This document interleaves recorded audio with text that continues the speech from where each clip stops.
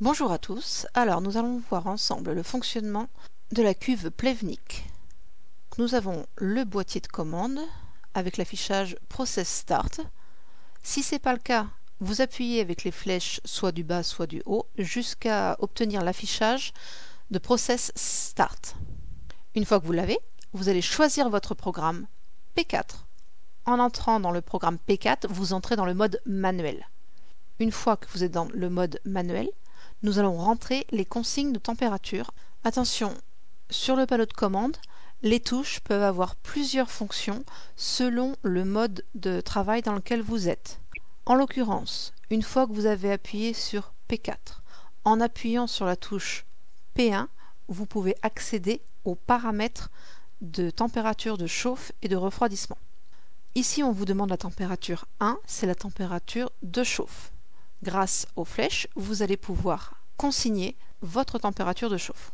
Une fois que vous avez choisi votre température, vous la validez avec la touche 7.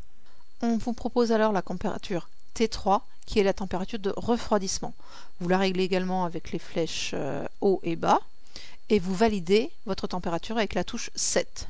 Vous avez alors en haut à gauche la température du lait ou de l'eau qui se trouve à l'intérieur de votre cuve.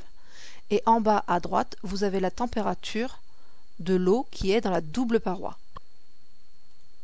Les touches du haut ont maintenant, en mode manuel, une nouvelle fonction. En appuyant sur la touche 7, vous allez chauffer votre cuve. Donc, le programme va aller chercher la température que vous avez mis en consigne numéro 1, en T1. Ce sera la température de chauffe.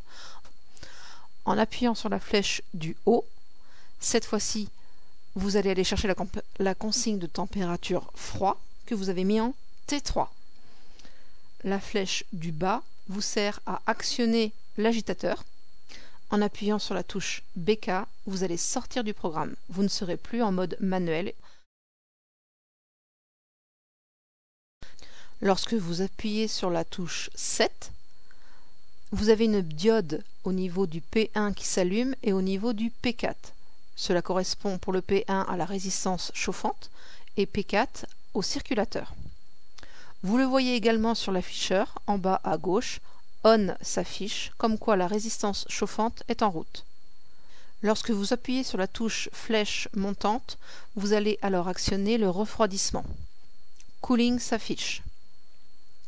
Vous avez cette fois-ci la diode P2 qui s'allume, ainsi que la diode P4. P2 pour le refroidissement, P4 pour le circulateur. En appuyant sur la flèche descendante, vous allez actionner l'agitateur.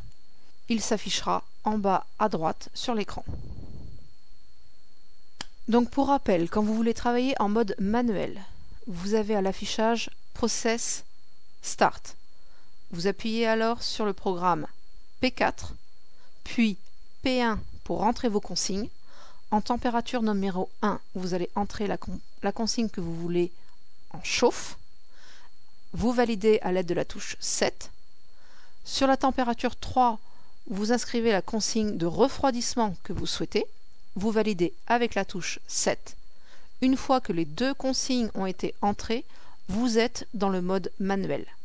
Grâce aux touches qui se trouvent en haut, vous pouvez actionner la chauffe, actionner le refroidissement ou actionner l'agitateur.